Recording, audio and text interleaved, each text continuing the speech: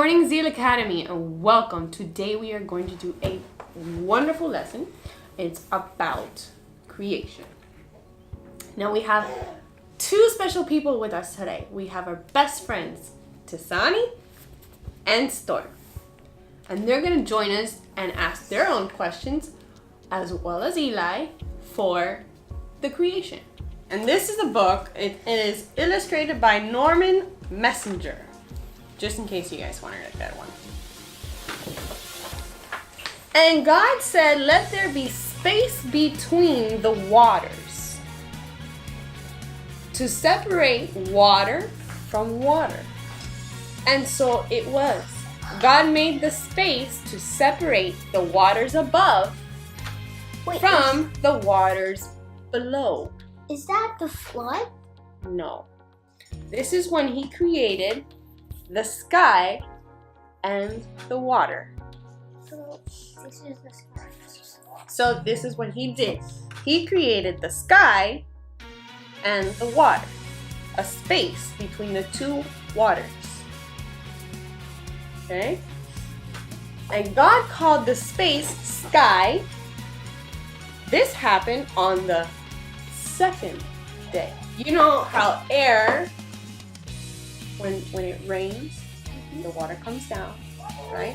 And then the sun dries the water, and then the water becomes evaporation. And then it goes right back up into the air and into the clouds, and that's how we have rain again. It's a whole cycle, right?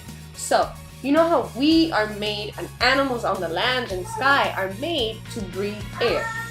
Now, if you put us in the water, can we breathe? No. No.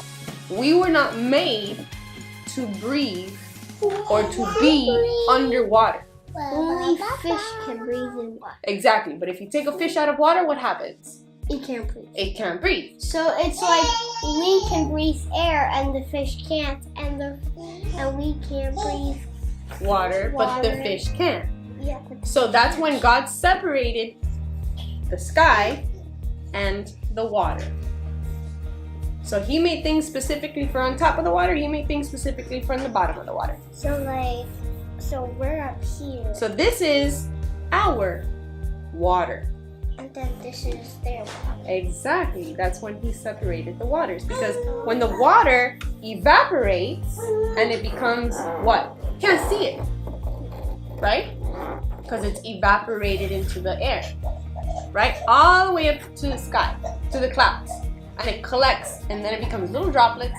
And then when it gets really heavy, it comes down. It's called precipitation. So he separated those two so that we can breathe. Because remember, he already had a plan. He already knew what he wanted to make, right? From the very beginning.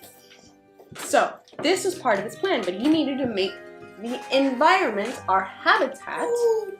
Okay? What does habitat mean? Habitat means our environment, our surroundings. What we live in. Okay? So our habitat is of the land.